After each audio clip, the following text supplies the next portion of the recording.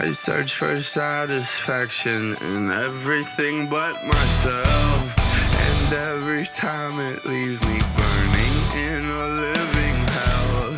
I get attached to these people, places, and things. Welcome to All Eyes on Me. I am Divinity, your host, and I am so excited to introduce to you HOLYWATR. Big fan of you. It is I. Okay, so we just met 2 weeks ago. Just kidding. Is it 2 weeks ago? It's probably a month ago. Yeah, I mean, I kind of lost track of time. It's all blurred at this point. That's what music writing will do to you. Yeah, that's what going to sleep at 7 a.m. will do to you for sure. I was going to say, do you ever leave the house? Only when the money's right.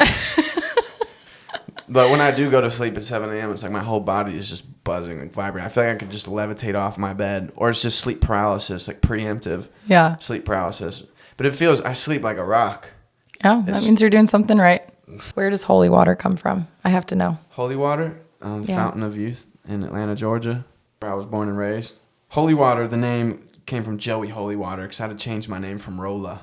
I found this Korean supermodel whose name is Rolla. She's verified and she's fucking famous. I'm like, well, I'm not trying to compete with that SEO. So I reached out to my friend Clifton. He has a way with words, this guy. And I needed to change my name. He came back with Wavy Capone, Pat Satinheart, and Joey HOLYWATR. And as soon as I heard Joey HOLYWATR, I knew that I was going to be HOLYWATR, and then I got it tatted on my knuckles. Wow. Yeah, so what is it that you do exactly? There's so many answers to that question. Because you're an artist. Do you want a serious answer? I want a serious answer because we all know that you're a musician, but what actually do you do? Because I know you do a lot more than music. Yeah, I make music. I write a lot. I'm a visual artist, so I like to create videos in different ways, in different mediums. I love to paint.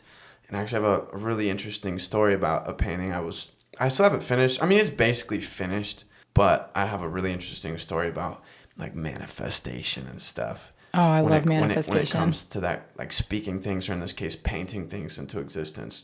It's a fucking wild story. But yeah, just a lot of stuff. I like to write poetry. That kind of goes into the whole songwriting. I'm working on a film with Nazarene. Shout out Nas Bogado. You're fire. Nas Bogado, best director, producer, artist there ever was. Yeah, super insane. And we've been working on that since, I don't even know. I want to say September or October of last year, putting that together. So that'll be... The film? Yeah. So do you want to talk about the film? Sure. I can give a little something about it. Yeah, let's hear it. It's this film...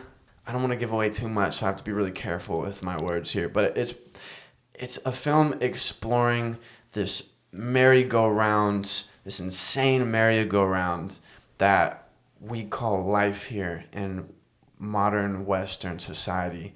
And just, it dives into temptation, dives into love and betrayal, and really just how I'm the product of my environment, but really my environment is a product of me. And it really dives in deep into that whole concept. That's deep. That's so profound and so real, because I do feel that presence from you. I feel like when you walk into the room, it's like everything shifts. You've got an energy about you. So you believe in the fact that you create your own reality. Yes. People, myself included, are products of their environment and generations of memory that I've inherited from my family, and I mean generations, like thousands of years, because my body stores all of that memory in my DNA, right? Like past trauma, like they say that depression and things like that are inherited and passed down and stuff. Or if you're an alcoholic, there's a solid chance that somebody else in your family is also an alcoholic. So it's true. In that regard, yeah, I'm totally a product of my environment, my family, and all that stuff. That said, as a conscious, sentient human being with the capacity to reconnect neural pathways in my brain in ways that wouldn't be possible for Boba, for example. Boba's my dog, if you're new here. She's the cutest fucking dog on the planet. She's an angel Ewok. Yeah. And in that regard, my environment is a product of me, because knowing that I have that capacity, that I have that power to change everything around me depending on how I think and how my subconscious is affecting my day-to-day experience. That enables me to go in and work on it. So my life becomes something I want to live as opposed to something that is happening to me that's just challenging. This is very anti-victim mentality. Yeah, victimhood is just a cop-out. Yeah. It's bullshit. Yeah, it's total bullshit. It's complete. So what made you, was there something in your life that happened that made you think of this film? Or is this just like a product of your whole life in general? You know, Naz and I were talking about that because we're working up an origin story of where it came from. Like, how did this come about? Exactly the same as your question.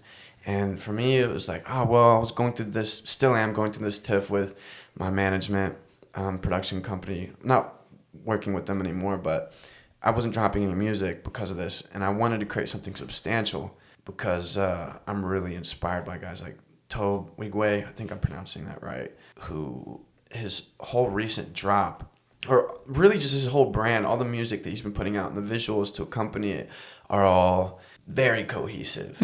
He's world building in a really intentional way that's just inspiring. Very, very different from mine, but the way he's so consistent with it was so inspiring. So I was sitting in the studio in Los Feliz with the producer I was working with, and I'm like, yo, I want to do something like this. And he's like, that's a great idea.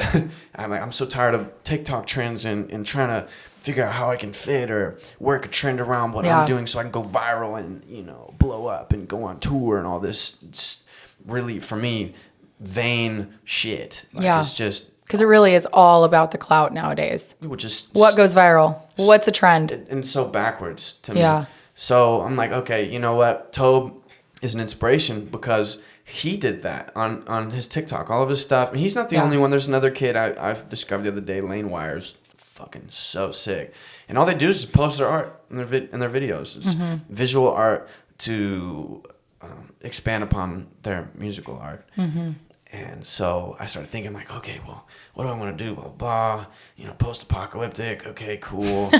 Like, you know, I'm HOLYWATR. It has to be post-apocalyptic. I'm HOLYWATR, so, you know, something biblical and shit. And so then I started coming up with this idea, or visuals. And I came up with this idea where I'm like, all right, I'm going to create this short film, this episodic journey that we can bind into a short film. And so I kind of wrote up the story, and I hit up Nas one day, and we've been meaning to link and just never had. And so we grabbed coffee and we talked, and they loved the idea. And so then it turned into this whole thing where we've been collaborating and building out this idea together and brainstorming, and I've been writing it like a book. Wow. Yeah, before we actually dive into the script, I'm just, you know, I want to make sure the story is really fleshed out and all the details are there. So then when we do go to script writing, it's a lot easier to just build that out and turn it into a film. Wow. I remember the other time that I saw you when we were all at Naz's house, and you were telling me about how your music is going to be the music score of your movie. Right. That's so epic. I have never heard that. Thanks. Yeah. Does anybody do that? I mean, there's been plenty of... Who's done that? I don't know anybody that has created a whole music score for their own movie. Well, Daft Punk adapted a movie to their music after the fact. And it's this hour-long thing. It's basically a giant, great big visualizer. Okay. And then MGK did something similar. I forget what the album was called.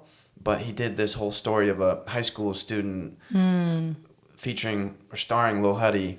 And it's basically just his story kind of being bullied in high school because he's weird and different, and then, you know, he meets a girl, and then you know, it's just this like really emo high school pop punk record, and they kind of adapted a movie to it, or maybe in tandem, I'm not sure, but so you think of two people. So you're number 3. And then there's musicals, you know, or people who are artists who write musicals, frequently they'll do the score and write the actual story. And from what I learned of researching that whole process, a lot of them will write the music, write the story, and then be like, you know what, that sucks. I'm going to go back in and rewrite this part and rewrite blah, blah, blah, blah, blah. And it was charming to read because that's been my experience with this film as well. And I'm like, oh, wow, I'm like writing a musical. Did you grow up watching Rodgers and Hammerstein? No. No. No. So you're just a musical junkie without even watching musicals. I really don't even listen to that much music. Yeah, like I'll put on I'll put on like East Asian classical music when I wake up in the morning because I want to feel like I'm a main character in an anime, you know? I love it. But I really don't. Maybe I'll go to the gym. I'll put on some like Of Mice and Men or fucking Slipknot or you know, some heavy shit. Mm-hmm. Or I'll even listen to my own shit and work out. I'm like, okay, fuck yeah, this is hitting how I want it to. That's epic. Yeah. You listen to your own shit. Yeah. God, I know so many artists that say that they don't want to fuck to their own music. They don't want to listen to their own music. And I'm just like, why not? You created it. It's your shit. Why not? I mean, a lot of artists, they feel like that's kind of weird. So it's cool. You listen to your own stuff. Yeah. For a while, I mean, before I kind of started to like the sound of my own voice singing. Yeah. I didn't really like listening to it. How did you know you were good at singing if you didn't like it? I didn't know I was good at singing at all for a while. I was in this death metal band back when I was 13 and growing up in Atlanta, and I was playing drums at first with my buddy Chandler Martin, who just got married. Shout out Chandler and May. Y'all are the cutest motherfucking couple I've ever seen in my life. And so Chandler and I were in a rock band together, and we needed a singer. It's much easier to find a drummer than a good singer. I'm like, you know what? I'll do it. And so then by necessity, I just started learning how to sing. And how old were you? I was 13. Oh. So it's been a little while. And you had been a drummer before that? Yeah. That was my first instrument, drums and piano. How did you come across the drums? Was your dad a drummer? No, I think my mom just she knew I was musically inclined, so she got me one of those baby little drum sets. And there's a picture of me as a really tiny little kid playing this bright red little toddler drum kit, and I've got this clown makeup on, like white face paint and like little circles on my cheeks. Wow. Yeah, it's pretty cute. Not much has changed. No. You've definitely come back in your inner child. Yeah. I used to cross dress since I was a little kid. I put on dresses. I love that. And run around and stuff. So I loved it. It was really fun. It's the most beautiful thing in the world to see somebody that embodies their inner child. I feel like I'm doing that right now. Yeah. I'm going back to ballet. You are? Yeah. I'm back in ballet. I'm covered in tattoos, but fuck it. I'm back in LA and I'm back in ballet. Bars. I mean, it's pretty cool because it's like, I don't know. I think you can tell if somebody has done the work to truly come into their full power. Yeah. Because you just really don't give a fuck. And you don't care if people are confused or not. And you don't even care to wonder if they're confused. Like, I think that there was a long period of my life that I would try to dress a certain way and do my makeup a certain way. And I always knew that it created a polarizing effect on people. And now I'm so in my own little world and in my own little lane that everything is normal to me. Yeah. And if it affects people, I don't know about it. I honestly have no idea. It's not really my business. Yeah, so I think they're on the same vibe. Totally. That's cool. Yeah. I love the rainbow hair, by the way. Thanks. Yeah, I mean, it's Pride Month. Yeah, represent. That's not even why I did it. My friend was like, I need to do this photo shoot and I need a model for rainbow hair. Will you do it? And I was like, fuck it up. I haven't had rainbow hair yet, so. Did the stylist want you to do the whole hair rainbow? Yes. And I was like, bitch, that's where I got to say no. It's a hard no. Yeah. I got to keep the sultry somewhere. I got to keep the dark. But I don't know. I'm vibing with it. It's kind of rock and roll. Yeah, it is pretty sick. Yeah. It's like giving 6'9". Totally. Love that. Yeah. I mean, damn. I know so many parents that they have all opened up to me about how their kids want to form a band. And the last thing they want to do is buy their kid a drum set. So it's really loud. Shout out to your mom. No, my mom is an angel.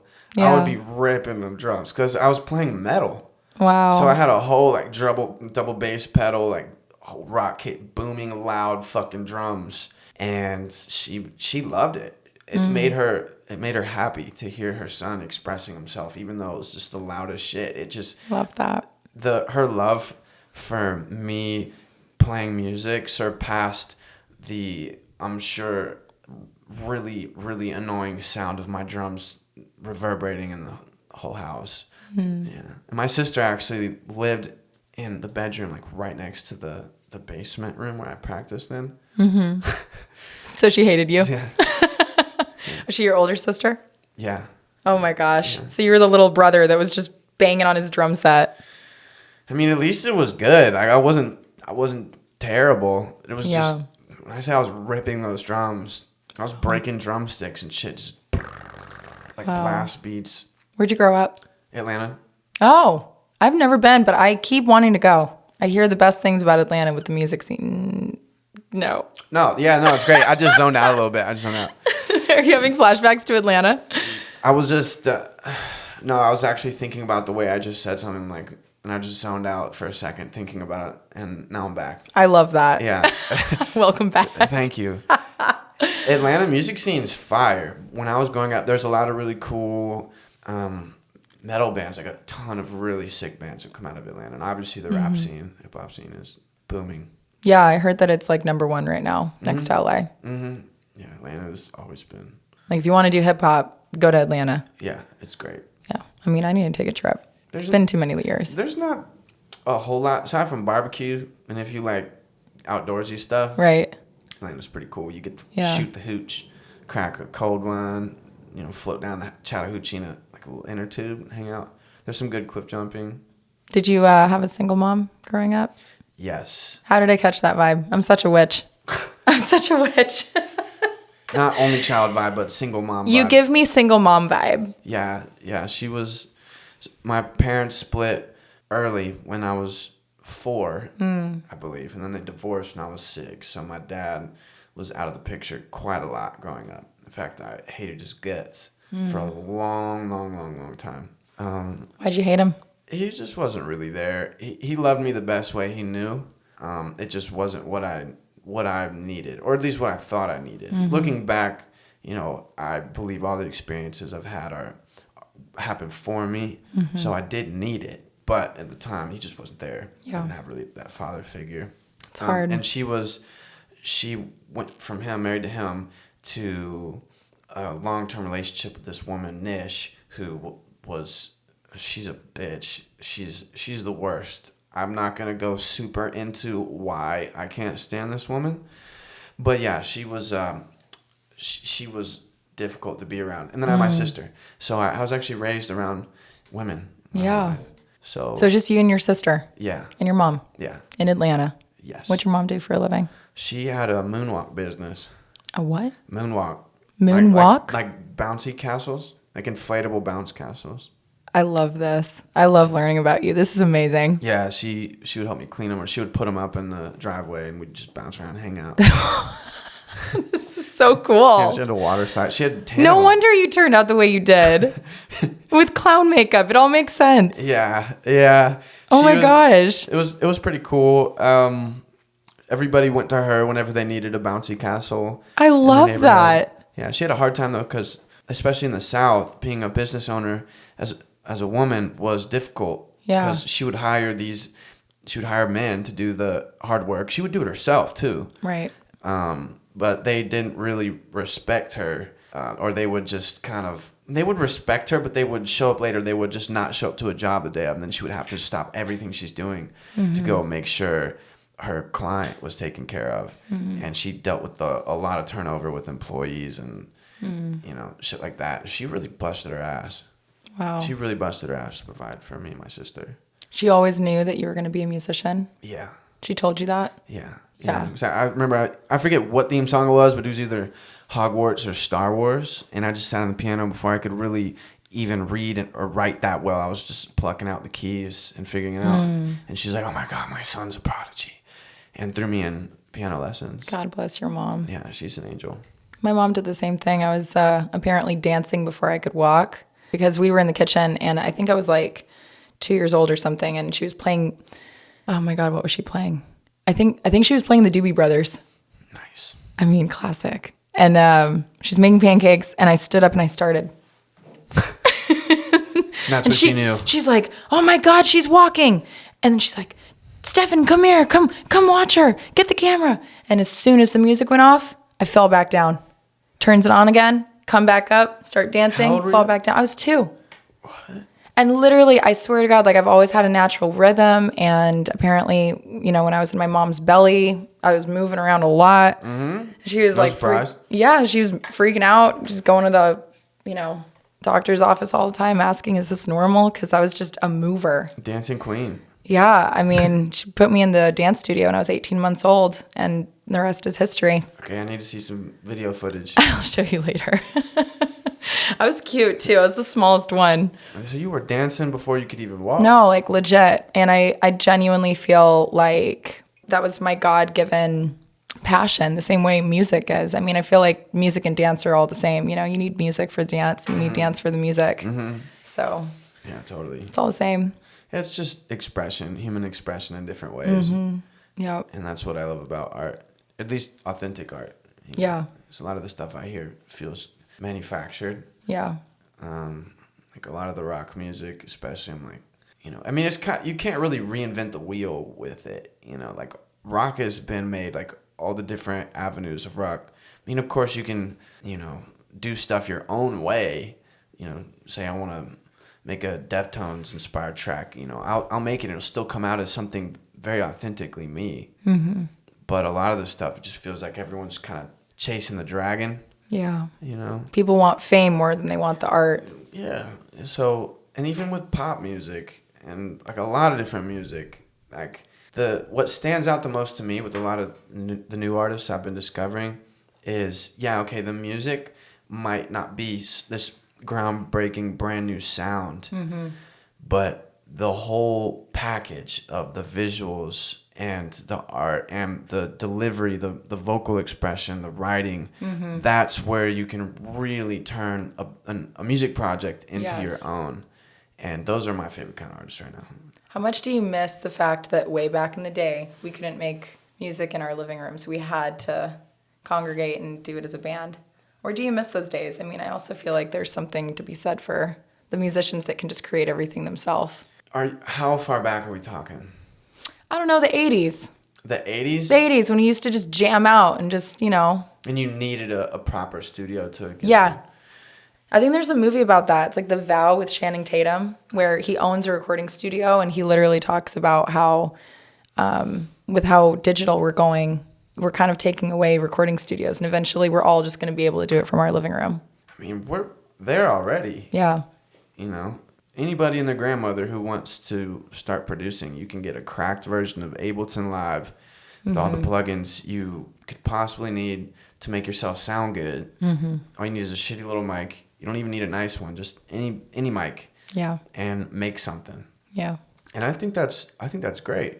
I mean, I do too, to be honest. I think it's insane how some of these people can create a whole track it's amazing in their bedroom. It's mean, insane. As a result, you get an oversaturation of really subpar work, but that's fine. Yeah. Who cares? Whatever. They're making art. They're putting it out. I respect anybody who, you know, CeeLo Green made a post about this, and I loved it. He said, I respect anybody who's making art and putting art out, or even just making it. Like the fact that you have this idea in your head and you're able to express that in a tangible form, whether that's visual or audible. Anybody who is capable, willing, and able and doing that shit demands my respect. Well, and even bouncing off of that, if you're able to take your pain and your trauma and your shit and throw it into art and create something from it. Like Miley Cyrus did that with her Bangers era.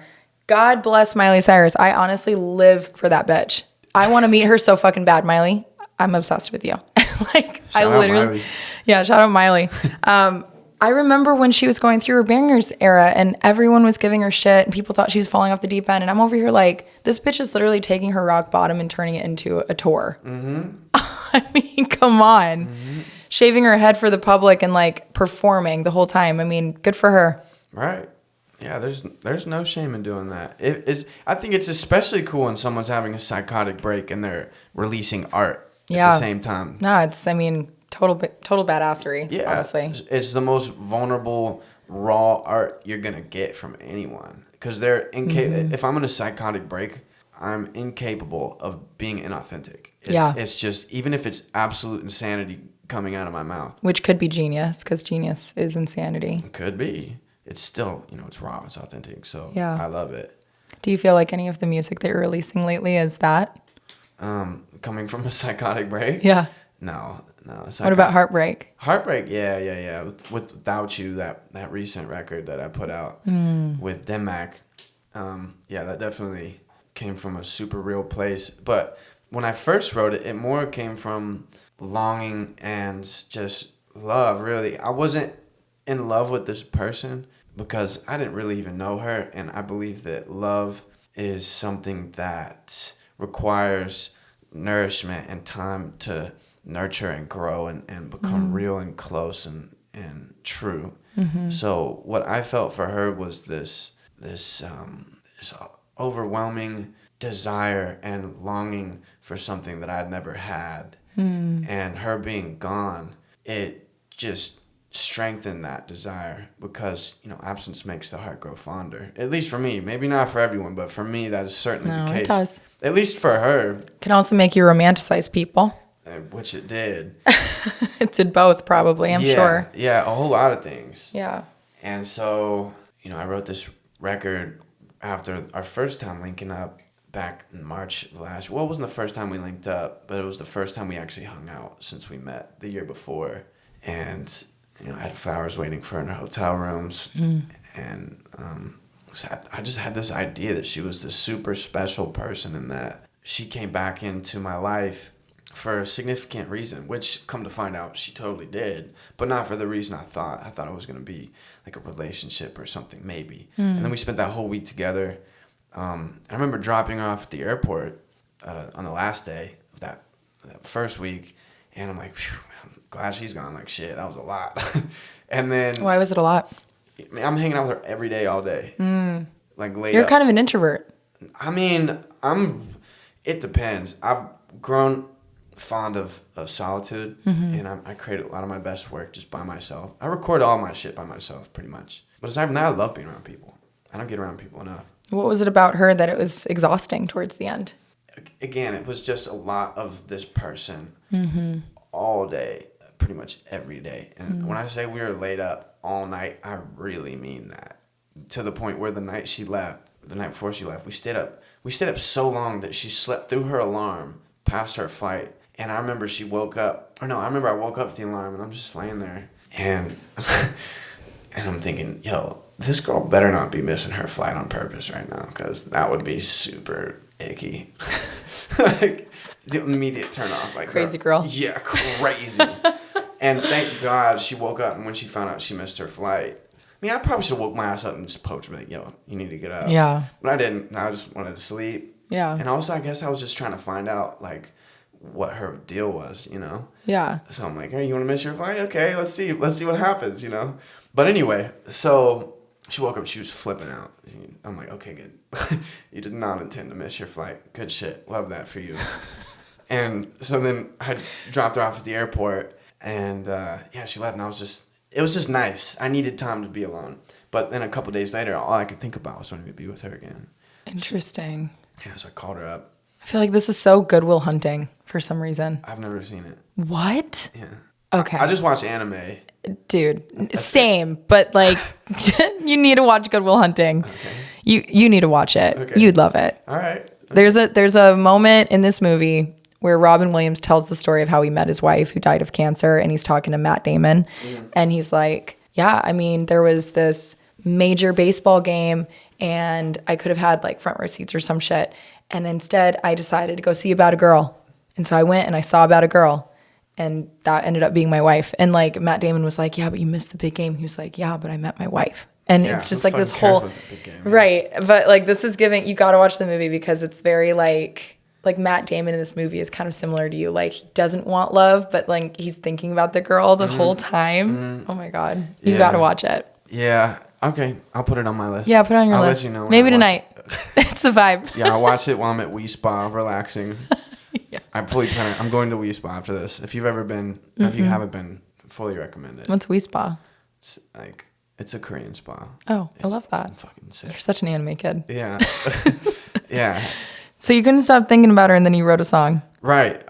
First I bought her flight back to LA for the next month. To visit you again. For her spring break, yeah. Good for you. And what a romantic. I know. Where the fuck did he go? And so, as a surprise, I wrote her this song to sing it for her. I did not intend to drop it because I'm releasing rock music at this point. I mean, now that I think about it, it would make a really cool rock song, But anyway, so then she came back, and we spent that week, and I sang her the song, as you saw on TikTok. So raw and vulnerable, by the way. I was blown away. Thank you. By your vulnerability. Thank you. I don't see a lot of people put shit like that out these days. I was very impressed. It's kind of scary. I'm sure she's seen it. I mean, she saw it the first time I posted I think it was necessary. Someone's got to do it. Yeah, someone's got. When I first put it out, she wasn't stoked on it. She wasn't Yeah. mad, but she also was like, I usually keep my relationships really private and blah, blah, blah. I'm like, whoops, I probably should have talked to you first. My bad. Is she okay with it now? I don't know. She hasn't hit me up. It's just blown up, and I still ain't heard from her. Make your art. Played a sold-out show at Terminal 5 in her city. Still haven't heard from her.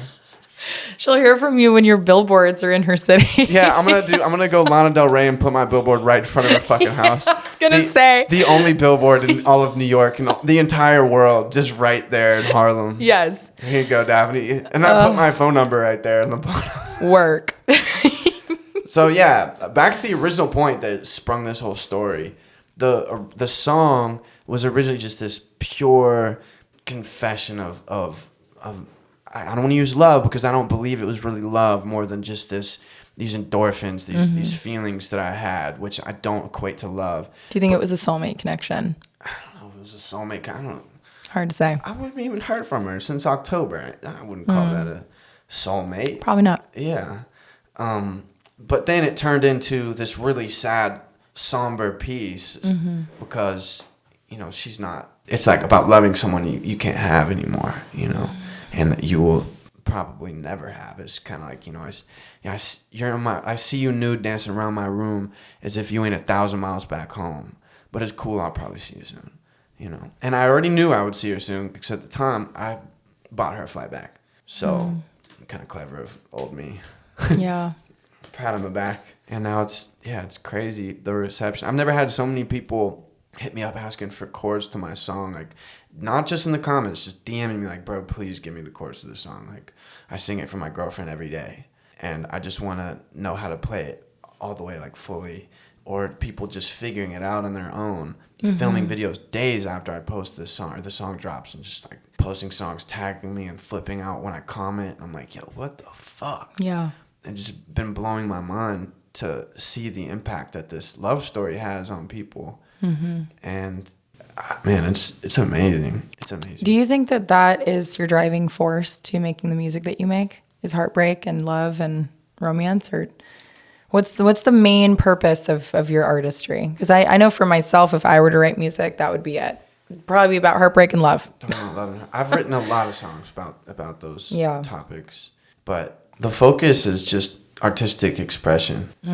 Whether it's talking about love or heartbreak or society, I really hate that word, but it doesn't matter what it's about so long as it's coming from a real place and I really want to talk about it. So that could be anger, that could be somebody fucked me over, that could be about me and my little bro Bear checking out this fucking BDSM sex dungeon from hell off a Craigslist ad in Chelsea, New York, which happened, by the way. Wow.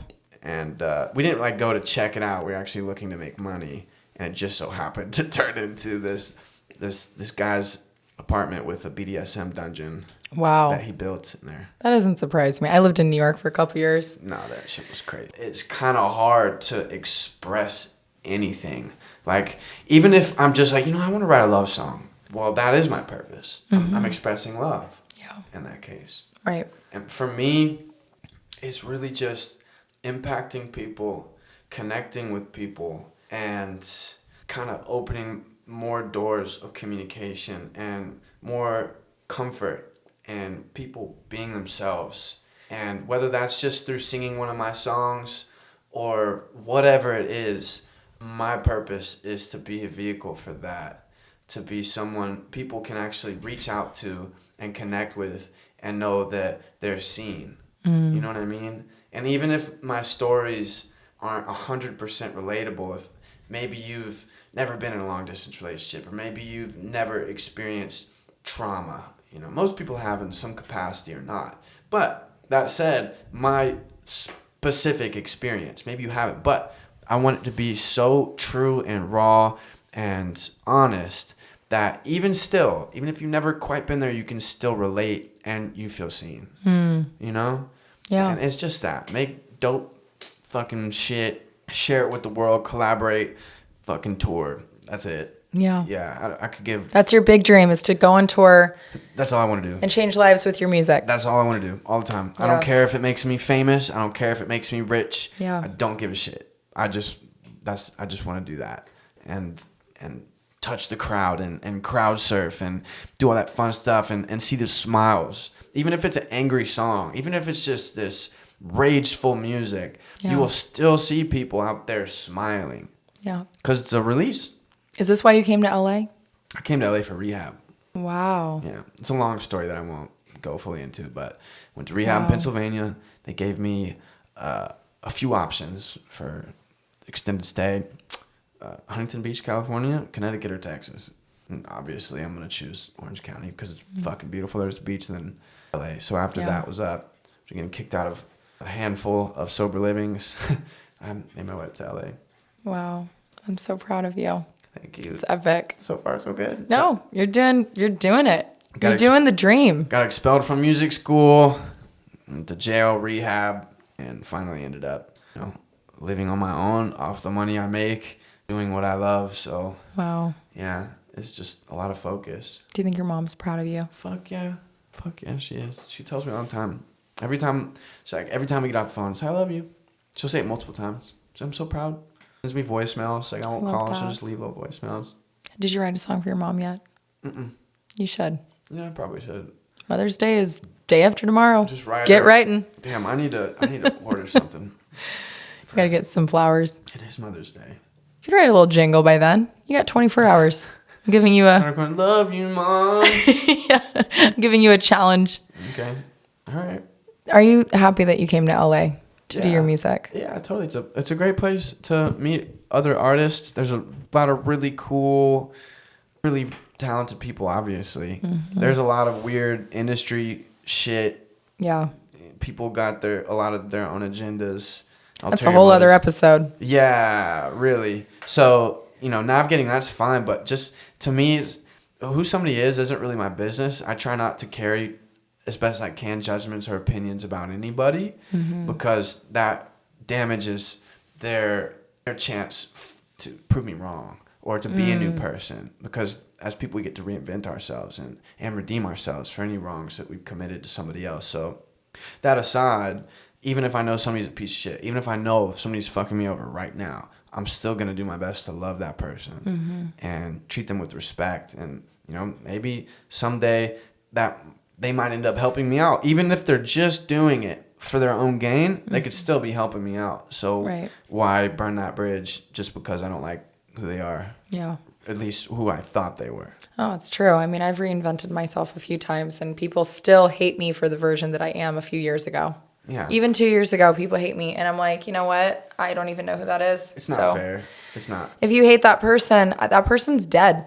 So you literally hate a dead person. Right. Weird. Yeah, we reinvent ourselves every single day. Let's reintroduce.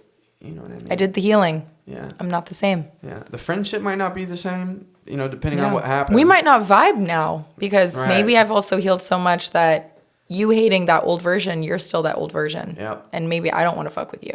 So. Yeah, you couldn't have put it better myself. Well, this was such an amazing episode, and I am so excited to have you back. We are definitely going to have you back. Would love to be back. Yep. And there's upcoming things happening for you right now. Do you want to tell them what it is? Yeah. What's coming up? Yeah, I've got a single dropping. And this goes out on the 21st. Okay, in 3 days with Stephen Moses. It's called How to Die, and got a whole arsenal of singles upcoming to precede this album coming out called Psalms, and a bunch of videos, a shit ton of art, like an overwhelming burning out capacity of art, and I'm just putting everything into it. So that's really it. I just am excited to share that. I've spent a ton of time on the work. A lot of these songs are records all the way from 2017, I think even around 2017, 2018. So it's just a smorgasbord of all my favorite, particularly rock records or rock leaning in different subgenres and exploring different vibes and everything and subject matter, but probably next year. Dope. Yeah. I can't wait. Yeah. And where can we find you? What are all your social handles? Drink Holy Water, spelled like this, without the E, on everything. My website, Drink Holy Water. Instagram, Drink Holy Water. TikTok, same business. In fact, I'm about to drop Holy Water, drinkable holy water in cans. I better be your sponsor. Nah, dead ass. Divinity drinking holy water. All the homies get free holy water. Yeah, that I've been working on since, I've had that idea since 2019. So epic. Yeah, and I'm finally like, I found the manufacturer. I don't know if I should. Okay, yeah. I found the manufacturer. It's a church in Georgia. Dope. They're packaging the water. The water's coming from there. Drinkable fucking holy water. This is so sick. Yeah. I can't. Yeah. So, I'm down. So that's a big thing happening too. I'm Dope. pretty excited about that. Well, thank you so much for being here. Thank you for having me. I'm so It's been a excited pleasure. for you. You are such a star. I can't wait to see your rise. And I can't wait to see you pour holy water all over everyone. Yeah, we're gonna have wet t-shirt contest. Holy water wet t-shirt.